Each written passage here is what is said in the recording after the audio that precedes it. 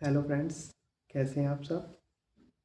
Friends, आज का जो हमारा टॉपिक होने वाला है वो होने वाला है आनुवंशिकता और वातावरण, हेरिडिटी एंड एनवायरनमेंट। इसमें हम जानेंगे कि हेरिडिटी क्या होता है, एनवायरनमेंट क्या होता है। तो सबसे पहले हम बात करते हैं हेरिडिटी यानी कि आनुवंशिकता की। आनुवंशिकता होता क्या है।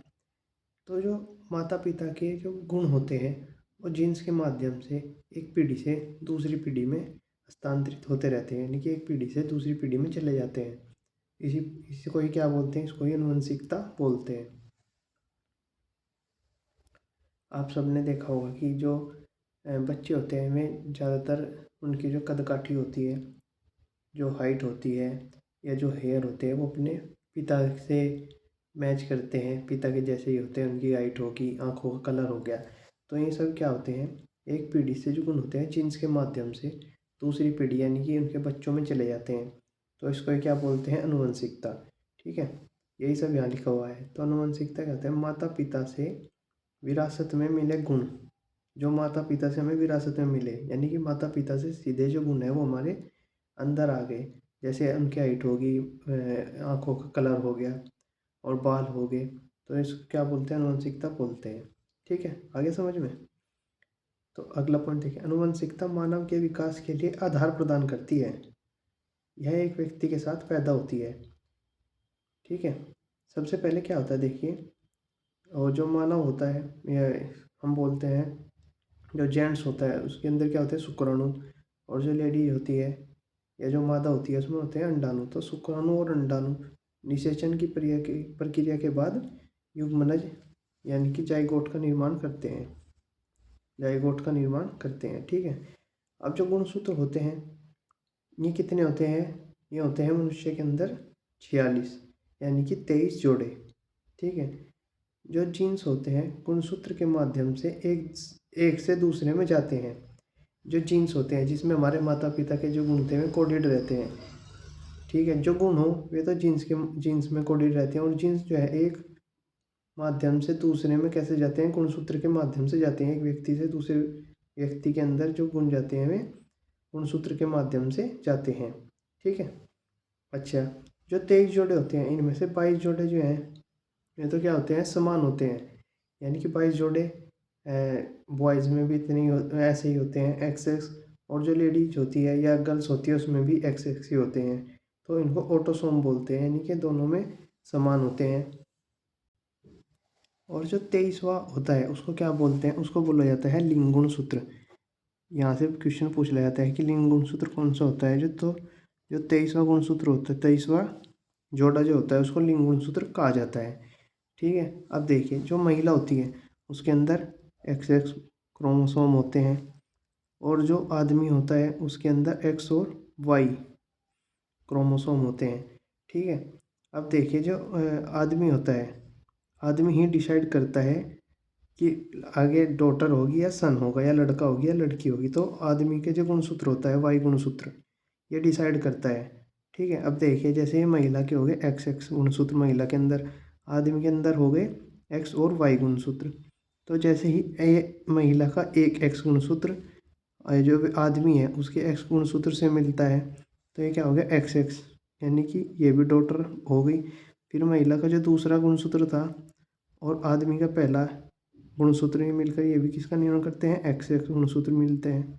ये भी क्या होगी, एक्स एक्स क्या होती है, महिला यानी कि डॉटर या बालिका कह देते हैं।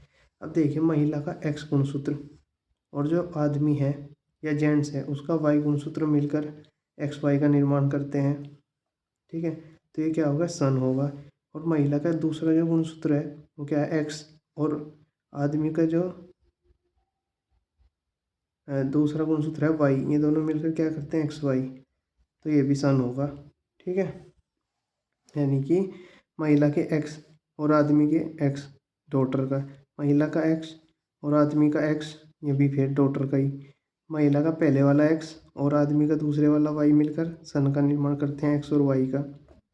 और महिला का दूसरे वाला और आदमी का दूसरे वाला मिलकर भी एक्स और वाई बनाते हैं, यानी कि सन या फिर बॉयज पैदा होता है। ठीक है, अब देखिए हमारे कुछ ये 21वें गुणसूत्री कमी से कौन सा रोग हो जाता है? ये प्रश्न आता है, पूछ लेते हैं कि किसी गुणसूत्री कमी से तो ये क्या हो जाता है, डाउन सिंड्रोम हो जाता है। और जो 23वां गुणसूत्र होता है, इससे क्या, इसकी कमी से क्या हो जाता है, टर्नर सिंड्रोम हो जाता है। 23वें गुणसूत्र, आप सीधे सीधे याद रखें कि 21वें गुणसूत्री कमी से कौन सा रोग होता है, डाउन सिंड्रोम। और 23वें गुणसूत्री कमी से टर्नर सिंड्रोम। और जो ये टर्नर सिंड्रोम होता है, ये केवल महिलाओं में होता है। ठीक है, इसमें क्या होता है, जो महिलाओं के अंदर गुणसूत्र होते हैं एक्स और एक्स, 23वां पेयर जो बताया था मैंने अभी पीछे। ठीक है, जो 23वां गुणसूत्र होता है वो एक्स और एक्स होता है। इसमें क्या होता है, या तो एक जो एक्स है, एक्स गुणसूत्र जो है एक, या तो वो गायब हो जाता है या फिर वह आधा रह जाता है। तो इससे क्या होता है, केवल महिलाओं में पाया जाता है ये वाला कौन सा रोग, टर्नर सिंड्रोम। यहाँ से पूछेगा कि वह कौन सा रोग है जो केवल महिलाओं में होता है, तो टर्नर सिंड्रोम। ठीक है, अभी तक देखिए जो हमने पढ़ा उससे कितने प्रश्न बनते हैं। एक प्रश्न पूछ लिया कि गुणसूत्र कितने होते हैं, 46। गुणसूत्र के जोड़े कितने होते हैं, तो 23 जोड़े। जो जीन्स हैं वे एक से दूसरे में कैसे जाते हैं, तो गुणसूत्र के माध्यम से जाते हैं। लिंग गुणसूत्र किसे कहा जाता है, तो 23वें जोड़े को लिंग गुणसूत्र कहा जाता है। ठीक है, शुक्राणु और अंडाणु के निषेचन पश्चात क्या बनता है, तो युग्मनज बनता है। अभी तक जो हमने पढ़ा उससे ये क्वेश्चन आपसे एग्जाम में पूछे जा सकते हैं। ठीक है, अब हम बात करेंगे आइडेंटिकल एंड फ्रैटर्नल ट्विंस, यानी कि एक रूपी युग्मनज या जुड़वा, द्वियुग्मी युग्मनज या जुड़वा, इनकी हम बात करेंगे। तो आइडेंटिकल जो होते हैं ये होते हैं मोनोजाइगोटिक। आइडेंटिकल मोनोजाइगोटिक होते हैं, अर्थात ये क्या है, एक ही जैसे दिखते हैं और सेम सेक्स के होते हैं, यानी कि तो लड़का लड़का होगा या लड़की लड़की होंगे। ठीक है, यानी कि भाई भाई या बहन बहन होते हैं। आइडेंटिकल या मोनोजाइगोटिक, आइडेंटिकल जो होते हैं इन्हें एक ही अंडे से उत्पन्न होते हैं, जो बच्चे होते हैं वे एक ही अंडे से उत्पन्न होते हैं, इसलिए इन्हें क्या बोलते हैं, मोनोजाइगोटिक भी बोलते हैं। और फ्रैटर्नल क्या होते हैं, ये डाइजाइगोटिक होते हैं, अर्थात दो अलग अलग अंडों से उत्पन्न होते हैं। ठीक है, ये डिफरेंट सेक्स के भी हो सकते हैं, यानी कि लड़का और लड़की भी हो सकते हैं। और सेम सेक्स भी हो सकते हैं, यानी लड़का लड़का और लड़की लड़की भी हो सकते हैं। तो इनमें मेन जो डिफरेंस हुआ वो क्या हुआ, मोनोजाइगोटिक यानी कि एक ही अंडे से उत्पन्न होते हैं, डाइजाइगोटिक या फ्रैटर्नल ये दो अलग अलग अंडों से उत्पन्न होते हैं। ये क्या होता है, आइडेंटिकल में सेम सेक्स के उत्पन्न होते हैं, और जो फ्रैटर्नल होता है इसमें सेम सेक्स के भी हो सकते हैं और डिफरेंट सेक्स के भी हो सकते हैं। ठीक है, वही बात यहाँ पर लिखी हुई है कि आइडेंटिकल ट्विंस को मोनोजाइगोटिक कहते हैं और फ्रैटर्नल ट्विंस को डाइजाइगोटिक कहते हैं। जो मोनोजाइगोटिक होते हैं ये सेम जाइगोट से या सेम जाइगोट से उत्पन्न होते हैं, और जो होते हैं ये अलग अलग जाइगोट से उत्पन्न होते हैं। ठीक है, तो हमने अब तक क्या पढ़ा कि आनुवंशिकता क्या होती है, एक जो गुण है वे एक पीढ़ी से दूसरी पीढ़ी में कैसे जाते हैं, गुणसूत्र क्या होते हैं, मोनोजाइगोटिक, डाइजाइगोटिक। ठीक है, ये सब आइडेंटिकल ट्विंस, पैटर्नल ट्विंस, ये हमने अभी तक पढ़ लिया है। यहाँ से भी यही प्रश्न पूछा जाता है कि आइडेंटिकल ट्विंस किसे कहते हैं। ठीक है, तो उसमें आंसर हो जाएगा जो मोनोजाइगोट होती हैं सेम जाइगोट से उत्पन्न होते हैं। फिर दूसरा पूछ लिया कि पैटर्नल ट्विंस किसको बोलते हैं, तो जो डाइजाइगोटिक होते हैं, अर्थात सेपरेट जाइगोट से उत्पन्न होते हैं। ठीक है, अब हम बात करेंगे कि पर्यावरण क्या होता है, इसकी बात करेंगे पर्यावरण की, यानी कि इन्वायरमेंट। अब देखिए क्या लिखा हुआ है कि जीन्स को छोड़कर वह सब कुछ जो व्यक्ति को प्रभावित कर सकता है उसको क्या बोलते हैं, पर्यावरण। यानी कि जीन्स को छोड़कर वह सब कुछ जो व्यक्ति को प्रभावित कर सकता है तो उसको क्या बोलते हैं, इन्वायरमेंट। यानी कि जो भी बाहरी वातावरण में उपस्थित है जो मानव के विकास को प्रभावित करे उसको क्या बोलते हैं, पर्यावरण बोलते हैं। ये व्यक्ति के विकास को प्रभावित करते हैं। ठीक है, पर्यावरण में परिवेश के सभी पहलू शामिल है, जो भी हमारे परिवेश में उपस्थित है वे सभी पहलू इसमें शामिल है, चाहे फिर वे हमारी संस्कृति हो, हमारी आपसी बोलचाल हो, या जो कुछ भी हो, जो भी हमारे जीन्स को छोड़कर जो भी हमारे पर्यावरण में उपस्थित है जिससे हमारा विकास प्रभावित होगा, ये सब इन्वायरमेंट के अंतर्गत आते हैं। यह बच्चे के लिए समृद्ध वातावरण सबसे बेहतर है। ठीक है, बच्चे के लिए हमें समृद्ध वातावरण का निर्माण करना जिससे उसका विकास जो है वो अच्छी तरह से हो सके, तो ऐसे वातावरण का हमें निर्माण करना है। ठीक है, अब क्या हुआ, जो हमारे मनोवैज्ञानिक थे उनके बीच विवाद छिड़ गया। ये विवाद किस लिए छिड़ा? तो जो कुछ वैज्ञानिक मनोवैज्ञानिक थे वे मानते थे कि जो विकास है वे केवल आनुवंशिकता के द्वारा होता है। जो दूसरे पक्ष था वो मानता था कि जो विकास है वो पोषण द्वारा होता है। ठीक है, तो इसी बात को लेकर इनमें विवाद हो गया। तो जो नेचर वाले थे, जो प्रकृति वाले थे, ये आनुवंशिकता को महत्वपूर्ण मानते थे विकास में, और जो नर्चर या पोषण वाले थे ये वातावरण को मानते थे। ठीक है, तो यही सब यहाँ लिखा हुआ है। नेचर या हेरिडिटी निश्चित है, यानी कि जो आनुवंशिकता है, नेचर है या हेरिडिटी है, ये सब क्या है? निश्चित है, इसको बदला नहीं जा सकता, क्योंकि हमें हमारे पेरेंट्स से जो कि तो जीन्स के माध्यम से प्राप्त होते हैं। वातावरण या पोषण परिवर्तनशील है। वातावरण या पोषण या परिवर्तनशील है, इसको बदला जा सकता है। जैसे अभी आप गांव में रह रहे, कुछ दिन बाद आप शहर में रहने लग जाए तो क्या होगा? हमारा वातावरण जो है या पर्यावरण जो है वो चेंज हो गया। ठीक है, अब इसको एक उदाहरण के माध्यम से समझते हैं। जैसे कोई व्यक्ति था, उसके 2 बच्चे थे। तो जो बच्चों की माता थी, माता जी का जो है देहांत हो गया बचपन में ही उनके। तो एक बच्चे को तो उसने, जो उसका पिता था, उसने अपने पास रख लिया, और दूसरे बच्चे को उसने उसकी दादी के साथ तमिलनाडु भेज दिया। तो जब मैं 10 15 12 साल 20 साल बाद मिले तो उसने देखा कि जो बच्चे की, दूसरे बच्चे की भी कदकाठी थी या उसकी हाइट थी, वो तो समान थी, अपने पिता के जैसी ही थी। ठीक है, लेकिन जो उसका कोग्निटिव इन डेवलपमेंट हुआ और उसकी जो बोलचाल थी वो अलग थी अपने पिता से। तो जो उसकी बोलचाल और कोग्निटिव डेवलपमेंट में ये जो चेंज देखने को मिला, ये हमें किस वजह से देखने को मिला? ये मिला हमें इन्वायरमेंट की वजह से, क्योंकि उसके तमिलनाडु में अलग इन्वायरमेंट मिला। और जो उसका दूसरा भाई था वो अपने पापा के जैसे ही रहा, क्योंकि वो अपने पापा के पास रहा, जबकि कदकाठी दोनों की सेम थी, यानी कि जो जीन्स थे, हाइट जो थी वो जीन्स से प्रभावित हुई, तो दोनों की सेम थी, अपने पापा की जैसी थी। इससे यह हुआ कि जो विकास है उसमें आनुवंशिकता और वातावरण दोनों ही महत्वपूर्ण हैं। एक से एक को महत्वपूर्ण नहीं ठहरा सकते, इन दोनों की, ये दोनों ही विकास में महत्वपूर्ण भूमिका निभाते हैं।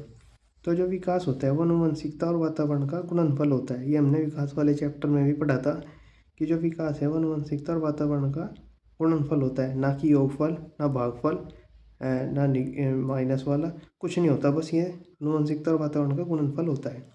तो वुडवर्थ जो मनोवैज्ञानिक हुए, इन्होंने कहा कि आनुवंशिकता और वातावरण दोनों महत्वपूर्ण होते हैं। मानव के विकास के लिए आनुवंशिकता और वातावरण दोनों महत्वपूर्ण हैं।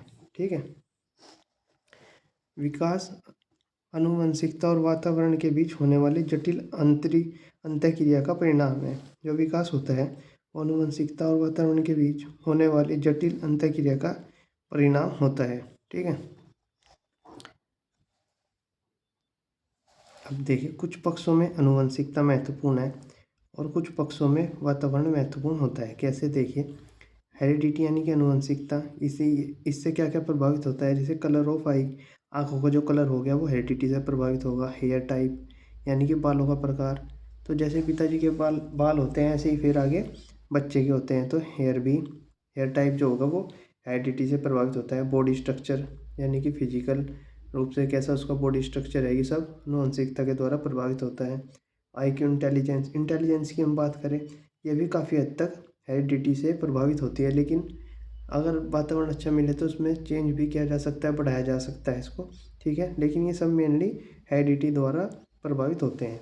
अब इन्वायरमेंट की बात करें तो education, training, nutrition, interest. Environment किसको प्रभावित करता है? एजुकेशन। अगर अच्छी शिक्षा मिलेगी, जैसे ही उसे शिक्षा मिलेगी, जैसे इन्वायरमेंट में अच्छा शिक्षा है, शैक्षिक इन्वायरमेंट में रहेगा तो उसकी शिक्षा अच्छे से होगी। ट्रेनिंग, अब जैसे ये कोई आर्मी वाला हो गया, पुलिस वाला हो गया, कोई भी, इनको शुरू में कहाँ, जो इनको बंदूक कहाँ शुरू से चलानी आती है? ऐसा तो नहीं होता ना। ये कैसे होता है? ये ट्रेनिंग के माध्यम से उनको सिखाया जाता है। जैसे देखिए एक उदाहरण, जो सचिन है, सचिन बहुत बड़े क्रिकेटर हुए, तो ज़रूरी थोड़ी है कि उसका बेटा भी क्रिकेटर ही होगा। उसको प्रशिक्षण ऐसा नहीं मिला कि वो इतना बड़ा क्रिकेटर मिल जाएगा। ठीक है, ऐसी हेरिडिटी में सचिन का बेटा सचिन जैसा थोड़ी बनेगा, क्योंकि सचिन तो बहुत बड़ा बल्लेबाज हुआ, तो सचिन का बेटा जो है वो इतना बड़े बल्लेबाज नहीं बन पाया। तो क्या हुआ? ये हेरिडिटी से प्रभावित नहीं हुआ।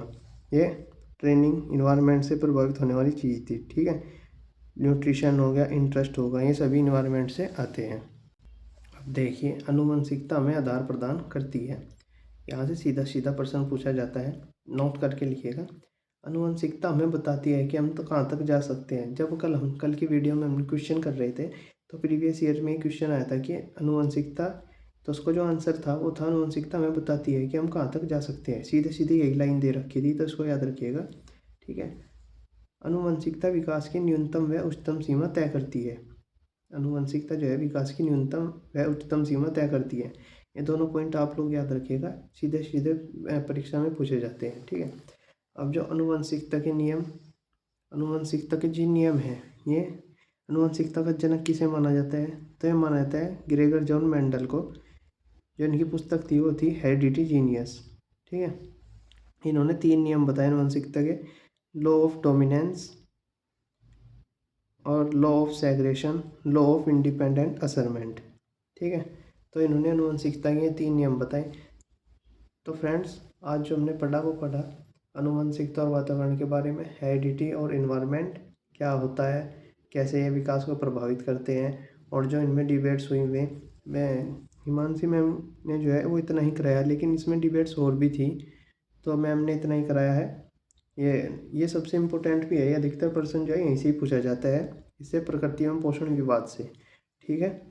तो इस वीडियो में इतना ही, और आशा करता हूँ कि आपको अच्छे से समझ आया होगा। और अगर आपको समझ आया है और वीडियो अच्छी लगी है तो वीडियो को लाइक करें, चैनल को सब्सक्राइब करें और शेयर करते रहे, जिससे जो आपके फ्रेंड्स हैं उन्हें भी लाभ होता रहे। ये पेडागोजी स्पेशल बेंच से पढ़ा रहा हूँ मैं आपको, जो नोट्स बनाए थे मैंने उनसे पढ़ा रहा हूँ। जो मानसी मैम का पेडागोजी स्पेशल बेंच आता है, तो जो बच्चे परचेज नहीं कर सकते उनको मैं यहाँ से पढ़ सकते हैं। आप अपने फ्रेंड्स को शेयर कीजिए। आज के लिए इतना ही, थैंक यू।